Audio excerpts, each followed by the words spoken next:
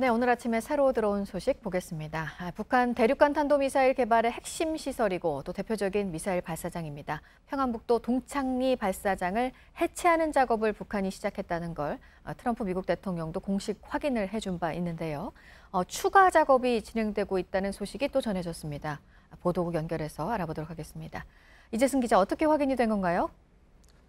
네, 미국의 북한 전문 매체인 38노스가 지난 3일에 촬영된 위성 사진을 판독한 결과 북한 서해위성 발사장에서 추가적인 해체 작업이 진행되고 있다라고 평가했습니다. 서해위성 발사장은 6.12 북미 정상회담에서 김정은이 트럼프에게 파괴하겠다고 약속한 곳으로 앞서 미 당국은 지난달에 해체 작업을 시작했다고 공식 확인했습니다. 조지프 버뮤다즈 연구원은 수직형 엔진 시험대에서 철골 구조물 해체 작업이 계속됐고 또 해체된 벙커에서는 연료와 산화제 탱크가 제거되고 있는 것으로 보인다고 설명했습니다. 수직형 엔진 시험대는 탄도미사일과 또 우주 발사체 엔진을 시험하는 데 사용되는 핵심 시설입니다. 다음은 트럼프 미국 대통령이 이란과 사업하면 미국과는 못한다라고 했다는 소식입니다. 미국의 대이란 제재가 현지 시간으로 7일 공식 발효된 가운데 트럼프 대통령이 트위터를 통해 이같이 밝혔습니다.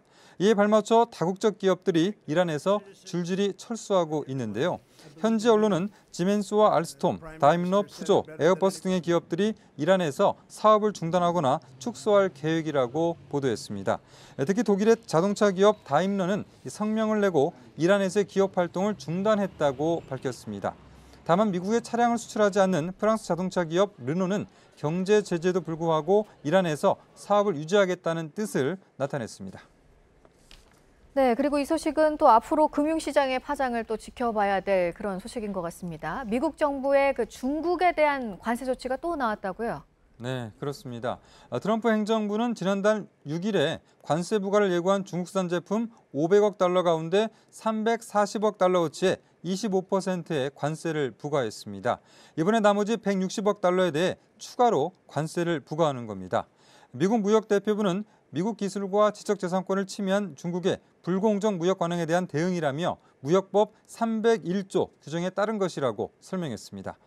트럼프 행정부의 추가적인 관세 부과를 계기로 미중 간 무역 갈등은 한층 심해질 것으로 보입니다. 중국은 미국의 관세 부과에 대해서는 동일한 강도로 맞불을 놓겠다는 입장입니다. 지금까지 아침엔 지금 JTBC 이재승입니다.